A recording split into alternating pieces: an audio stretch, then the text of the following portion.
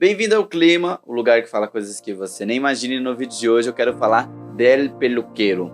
Bom, primeiro você vai precisar ficar até no final porque eu sou um pouco prolixo e a história é meio que complexa, tá? Mas de maneira resumida, peluqueiro seria o cabeleireiro lá no Equador. Eu não sei se todos os cabeleireiros no Equador chamam peluqueiro ou se peluqueiro era o nome do estabelecimento da pessoa, mas eu fui em um peluqueiro lá no Equador. E aí talvez você que não me conheça pessoalmente esteja perguntando: nossa, Kaique, mas o que tem a ver Equador, peluqueiro, o conteúdo do canal e você? Bom, de maneira resumida, eu fui missionário no Equador por 1 ano. Pretendo falar mais aqui no canal sobre isso. Se você tem interesse em saber um pouquinho mais sobre missões, sobre minha viagem para o Equador, outras viagens missionárias que eu fiz, comenta aqui que você vai me lembrar de fazer esse conteúdo com um pouquinho mais de urgência, mais próximo para você, senão em algum momento lá no futuro eu falo mais para você sobre isso. Mas em 2017 eu fiquei no Equador por 1 ano, fui ajudar a abrir uma igreja cristã lá na Serra Andina Equatoriana, no meio dos povos andinos. Foi uma experiência incrível. Mas antes de ir para essa Serra Andina, fui para a capital Quito, ficar algumas semanas ali, e eu fui com o cabelo um pouco grande. Cabelo grande eu acho que sempre é um problema para mim, meu cabelo sempre tá precisando cortar. Eu sou muito desleixado de lembrar de cortar o cabelo, e às vezes aqui do lado fica parecendo um capacete. Talvez em alguns vídeos antigos você já tenha visto isso. E eu fui lá cortar o cabelo, enfim, prolixo, fui lá cortar o cabelo e conversa vai, conversa vem. Ele perguntou: você não é daqui, né? Eu falei: não sou brasileiro. Legal, tal. Eu também não sou equatoriano, sou colombiano. E você tá aqui no Equador por quê? Por que você veio do Brasil pra cá? Vim ser missionário. Legal, vim abrir uma igreja e tudo mais. Eu falei assim: eu era cristão também. Aí nessa hora me pegou. E nessa hora eu comecei a falar de Deus pra ele de maneira sutil, né? Perguntei porque ele deixou de ir pra igreja, falei pra ele da importância de ir pra igreja, a gente conversou e tal. E ali foi a primeira pessoa que eu tive a oportunidade de, entre aspas, evangelizar no Equador. Por que eu digo entre aspas? Porque não foi um evangelismo intencional e objetivo, mas foi um evangelismo de passar a mensagem do que Deus queria falar para aquele homem naquele dia. E foi interessante porque eu fui para o Equador, para um outro país, ser missionário, abrir uma igreja, pregar na igreja, pregar nas casas das pessoas, pregar nas praças públicas. Mas a primeira pessoa a qual eu tive a oportunidade de ministrar foi um cabeleireiro.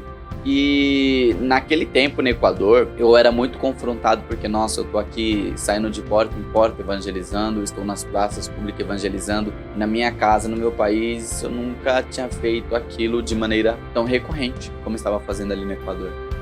Me incomodava um pouco, sendo bem sincero para você. E essa experiência me fez lembrar de que tem que se pregar o evangelho em tempo e fora de tempo, né? Foi surpreendente para mim a primeira pessoa a qual eu tive a oportunidade de ministrar ser o cabeleireiro, porque, entre aspas, ele não era o público-alvo, até mesmo porque eu não iria evangelizar na cidade de Quito, eu iria evangelizar numa outra cidade chamada Latacunga, que era a cidade onde nós abrimos a igreja.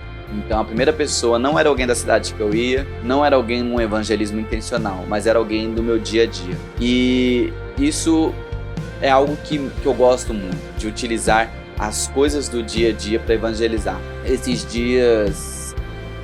Já há um tempo, eu tenho aproveitado a oportunidade para evangelizar um entregador de pão. Na minha rua passa, não sei aí na sua cidade, na sua rua se isso acontece. Mesmo morando em São Paulo, é surpreendente isso, eu sei, uma cidade tão grande, mas passa aqui um homem com moto vendendo pão. E ele meio que vai pra igreja, mas ainda não vai. E ele ama conversar comigo. Eu às vezes até evito de comprar pão, peço pra alguém da minha casa aí, porque se eu for, sei que é meia hora. E ele passa geralmente, que meu chefe não ouça, mas ele passa no horário de trabalho, então para de trabalhar um pouquinho pra ir lá comprar o pão. E aí quando eu vou é meia hora conversando com ele. Geralmente ele quer falar comigo sobre finanças, que ele sabe que eu trabalho no banco, ele sabe que eu gosto de investimentos, então ele quer saber sobre investimentos, sobre finanças, o que eu acho, qual é a minha opinião. Ele quer saber sobre marketing digital, porque ele sabe que eu gosto, que eu tô mexendo com isso também, então ele quer falar, quer fazer também. Só que esse não é o meu objetivo principal. O objetivo principal é reforçar pela importância dele estar em relacionamento com o corpo de Cristo, a importância dele ter a frequência na igreja. Eu não digo nem por uma instituição, uma obrigação religiosa, mas eu digo pelo fato de que ele precisa ter comunhão com o corpo de Cristo. E a esposa dele tá grávida, então já há alguns meses nós temos conversado sobre esse tema e eu falo para ele a importância de ele criar uma família na fé, um lugar onde ele possa ter amigos mais chegados do que irmão, e eu tenho certeza que a igreja é este lugar. Então o entregador de pão é um outro exemplo de pessoa que no meu dia a dia me relaciona.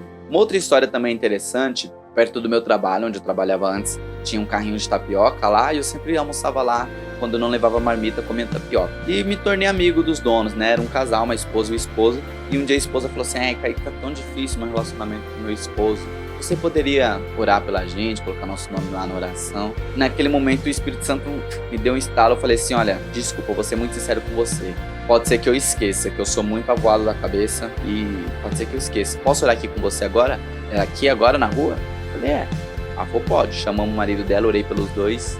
E ela se sentiu muito impactada porque eu tinha parado para orar por ela no meio da rua. E eu não falo essas coisas para me vangloriar, mas eu falo essas coisas porque nós, inclusive eu, falando muito sério, inclusive eu, temos que nos lembrar diariamente de que a nossa vida cristã ela é missional e não missionária. Eu não preciso ser um missionário lá no outro país, como eu fui para o Equador ser, mas eu preciso ser missional diariamente na minha rotina de trabalho, estudos, família, amigos e em todos os lugares, everywhere, eu preciso pregar o evangelho. E às vezes não é pregar o evangelho nem de maneira intencional. Tem a famosa frase, se eu não me engano é do Santo Agostinho, que prega o evangelho em todo tempo, se necessário, fale. Ou seja, as nossas ações, a nossa vida, como já foi dito no passado, é a Bíblia que muitas pessoas vão ler. Então nós precisamos viver de maneira intencional e missional. Lembrar que todas as coisas que eu faço é pela missão de Cristo. Talvez lá no futuro, aqui no canal, vou falar sobre uma visão que eu tenho sobre qual é o seu chamado, né? As pessoas falam, qual é o seu chamado?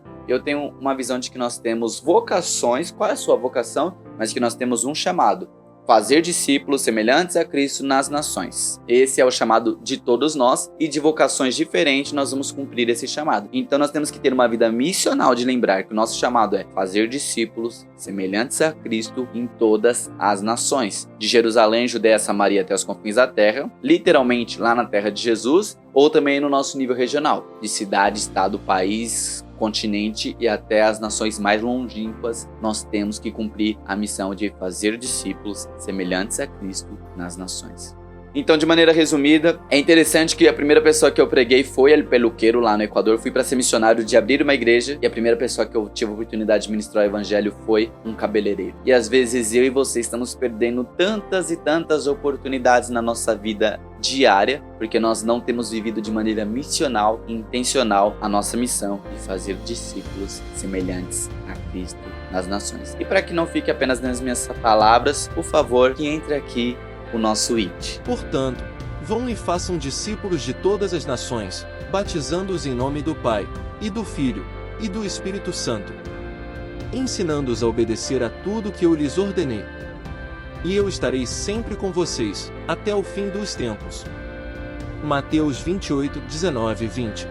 Você acabou de ver aí no vídeo que é a nossa missão, fazer discípulos semelhantes a Cristo nas nações. E eu coloquei para você porque a gente precisa voltar para a palavra. Se eu não tenho palavra dentro de mim, eu não tenho como ministrar para outras pessoas. Se você é um novo convertido, ir para a igreja já vai te ajudar muito, que você vai ouvir muitas coisas nas pregações que vão te ajudar a ministrar para pessoas na rua. Mas é extremamente necessário e obrigatório que você tenha a palavra de Deus dentro do seu coração para que você possa levar palavras para as outras pessoas. A Bíblia diz que a fé vem pelo ouvir e ouvir a palavra de Deus. A Bíblia também diz que o Espírito Santo nos faria lembrar essas coisas que vos tenho ensinado, disse ensinamentos de Jesus, né? Claro. Então, se eu não tenho nada dentro de mim, na cabeça e no coração, eu não vou ter nada para passar para as pessoas. Mas o vídeo já está um pouco longo, falamos mais disso em outro momento. Se ficou alguma dúvida, se você tem algum comentário, deixa aqui eu saber. E também peça sugestões de temas que eu posso...